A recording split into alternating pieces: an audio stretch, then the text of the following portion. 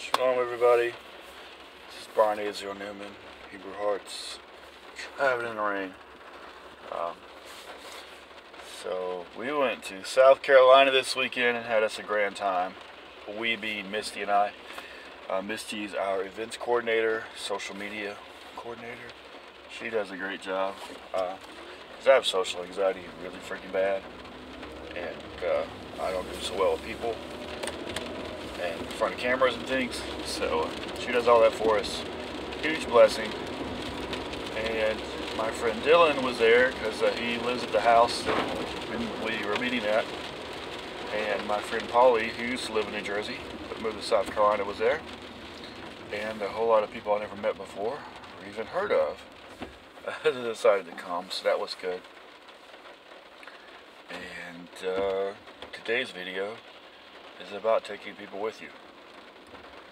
I noticed this trend in Hebrew Roots, in the church too, but Hebrew Roots is worse about it, where there's this one person and they have some knowledge or some teaching or some mission they were given or think they were given or concocted, or some little niche market they found, or some marketing strategy, or whatever they have.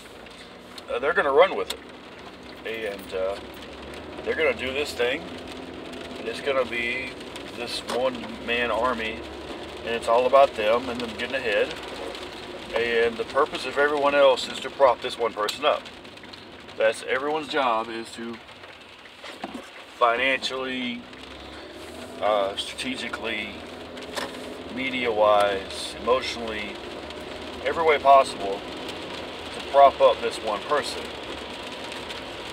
And that person tends to generally view that as the job of everyone else.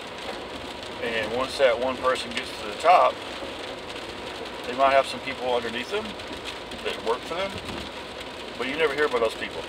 Like, this one person gets shoved up to the stage, and everyone else just kind of sits there and watches them and gives them money, or claps for them, or shares their website, or whatnot. But you only hear this one person's name.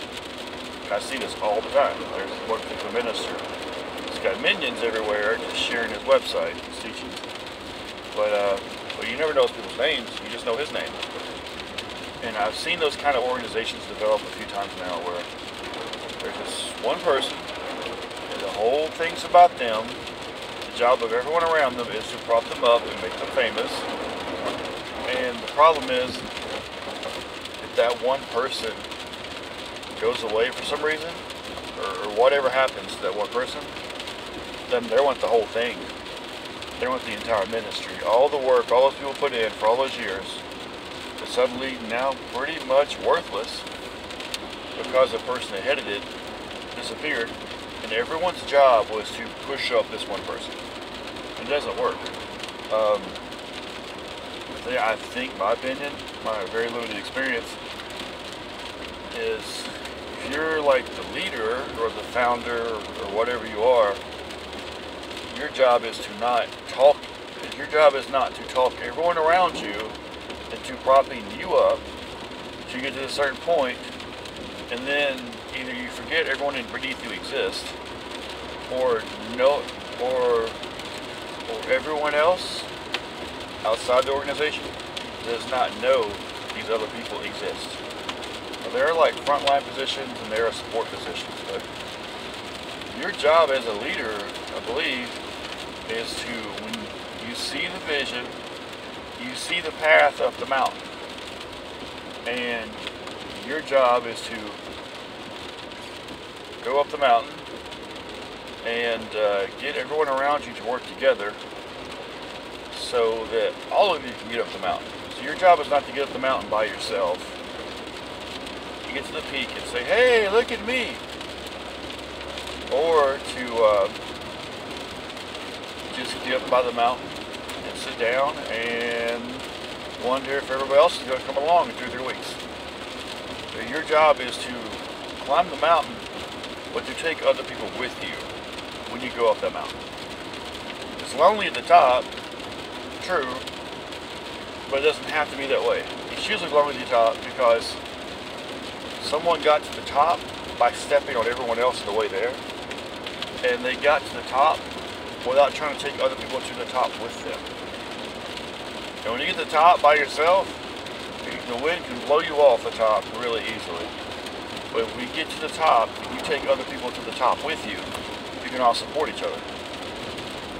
And in more practical terms, like I had a teaching thing I had to do about the Book of Ruth last week as a singles group. So we're going to walk through the Book of Ruth. I'm going to write a book on it soon. I've got like 50 notes on it. I could do a big giant sit down and listen to me session. But the teacher in me wants it to be a group effort. Let's read the Book of Ruth chapter by chapter, and I want to see what ideas you guys have. I want to see what you think. I want to see what conclusions you draw. Especially since it's a singles group. There's a bunch of very shy people that would probably like to get to know each other, but they're not. And me getting up there and giving a lecture, them sitting down and receiving a lecture would not be very beneficial.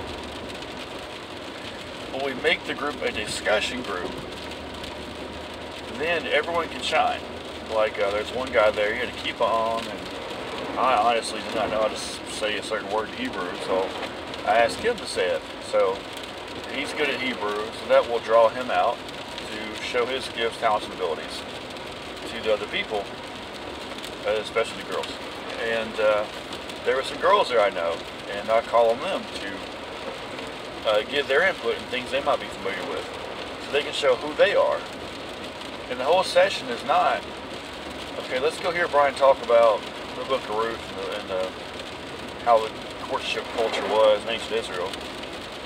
The point was more so to give the other people in the audience a platform, to give the audience members a platform from which to be seen, from which to share, which to get to know each other, and that their talents and abilities can be put on display. And that's the whole thing with the Hebrew roots right now, is everyone wants to be famous for being some kind of teacher, some kind of secret knowledge. I have a 50-person staff who's behind a camera you've never heard of. It's like there's this one face, the whole thing. That's the only person you ever hear from. And it's not meant to be that way. It's not the Moses system. Moses was to get people out of Egypt. But after that, you're supposed to have a king and priests, and prophets, elders and judges and tribal heads and all sorts of people. And this government is not a one-person show. But we've kind of modeled the whole movement on this Moses model, which Moses had to do it because everyone else is so messed up. But he might have been the only one available. But that was a very temporary thing. But we have to carry other people with us. Give other people a chance to shine, to share the stage, to show their gifts and talents and abilities, and not pretend like we're the only person in the room that has any clue at all about anything. It's really aggravating, and we lose our best people because they go completely unnoticed. Unless they're just the loudest, most abrasive person in the room, they won't be heard. But so we lose the calm people, we lose the level-headed people, we lose the humble people. And if you lose the humble, level-headed people long enough, all you have left is loudmouths. Which is kind of what we're getting known for, is screaming at people on Facebook. Because we chased away all the humble people, all the level-minded people, and all the spirit-led people. We chase them off because they get so ignored and treated like they have nothing to say. Because the whole congregation or the whole movement or the whole ministry is designed to support one very loud-mouthed individual who thinks he knows everything, and everyone else knows nothing.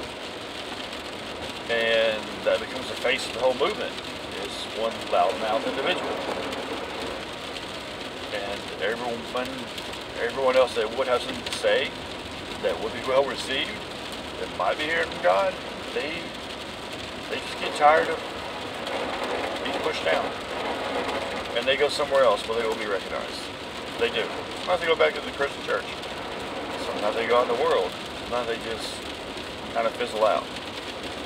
But if you're in leadership, my hypothesis is it's not your job to talk everyone else to pushing you to the top of the mountain. Your job is to see a way to the top of the mountain, not just find a way you can get there on your own, which a lot of people can do that, but you have to find a way that will allow everyone to get to the top of the mountain with you, or at least the majority to get to the top of the mountain with you. So when you're doing a lesson, draw people in. If you know somebody's better at something, they're good at Hebrew, call on them. They're good at Greek, call on them. They're good at history, call on them. And even if it's not some intellectual thing which we practice with worship, if they put all the folded chairs up by themselves so everyone can sit down, thank them for that. They're hosting your event, they're using their resources to host your event, thank them for that. If they go build a campfire, thank them for that. Recognize everyone who had a part. The recognition goes a long way.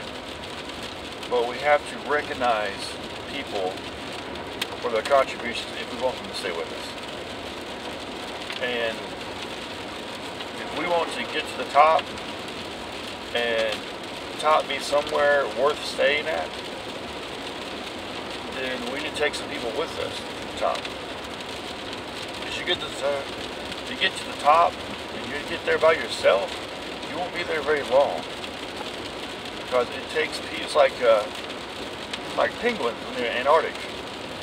There's a whole herd of penguins, and one penguin would freeze to death in about 30 minutes. Well, definitely within 2 or 3 hours, and they just die. But how the penguins survive as a herd, as a colony, is there's this giant circle of them, and the center of the circle, you're very, very warm.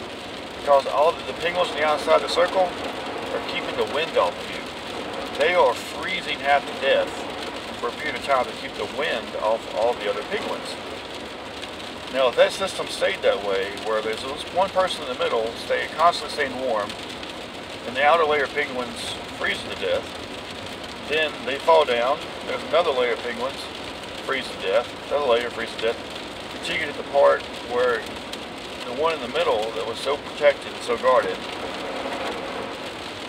has no one to protect them when they freeze to death. That system doesn't work, but that's the system we're using. Is everyone insulate, protect, and uphold this one quote-unquote special individual. And people doing all the supporting and protecting, they get frozen out. They freeze out. They fall over, and they're done. And you do that enough, there's no one left. But penguins don't act that way. Penguins are smart enough to function as a group where every member has value, therefore the whole colony survives. So what they do is, there might be a penguin in the middle that's staying warm, and there may be 30, 40 penguins around him forming a shield against the wind. But they rotate. They're constantly rotating in and rotating out. But who's in the circle, who's in the center of the circle, and who's outside the circle. So they might do 30 minutes to an hour of being outside the circle, where they're just totally catching all the wind chill, about to freeze. But after a certain period of time, they coordinate, where they go back toward the center, and they get warmed up again, and the one that was in the center works its way out. And they do this all winter in the Antarctic. A lot of times they do this with penguin eggs under their feet. So then when they're children, the fathers protect the eggs. So the fathers rotate who's in the center of the circle and who's outside the circle. But they do that all winter. That's how they survive the winter. 24/7, they're constantly taking turns protecting each other. They take turns protecting each other constantly. And that's how they survive. And if there was like a king penguin, he wouldn't be king for long, because most of the colony would die within a day. He would die too. But everyone in the colony has to rotate in and out. Who is protecting the others? Who's taking the brunt of the winter for everyone else? And who's in that warm, cozy, protected place? And it's like that with you have a ministry team or people supporting you. Sometimes you got this, instead of being the center, if you want the whole organization to survive, the person in the center has to come to the outside and maybe do some of the grunt work, or maybe just get out of the way for a little bit. So someone that was on the outside can come to the center for a little while. And you're constantly in flux of who's in the center and who is taking the brunt of things. If you stay in that constant flux of who's in the center versus who's serving and protecting, then the whole organization will survive. But if it's just this one special person and everyone else's job is to wait on them hand and foot or to support them with nothing back, the organization doesn't make it. And most messianic ministries we see, they don't make it. Either they just don't make it, period, or they only make it to the founder dies, and then nothing else happens. I mean, we might have a chip on our shoulder against the Baptists, or the Methodists, or the Pentecostals, or whoever, but they have been around for a couple of centuries because they have figured this thing out. There is no one famous Baptist preacher. There is no one famous Methodist preacher. There's no one famous Pentecostal preacher. If they went away, the whole thing would die off overnight. Because they learn better, they're smarter than that. But we are still functioning in this little emperor mentality. Sometimes they call it a Moses mentality because the leader usually models himself after Moses. Or that's how Moses is how he justifies the worship or the one-man army thing. But denominations survive multiple generations because the people in the organization are honored to some degree. The various people, not just the one person. So I hope that makes sense. I'm driving in the rain. I've been awake since yesterday. And it's 8:30 in the morning. And I've been awake since 10 or 11 o'clock yesterday morning. But anyway, I hope it helps you guys.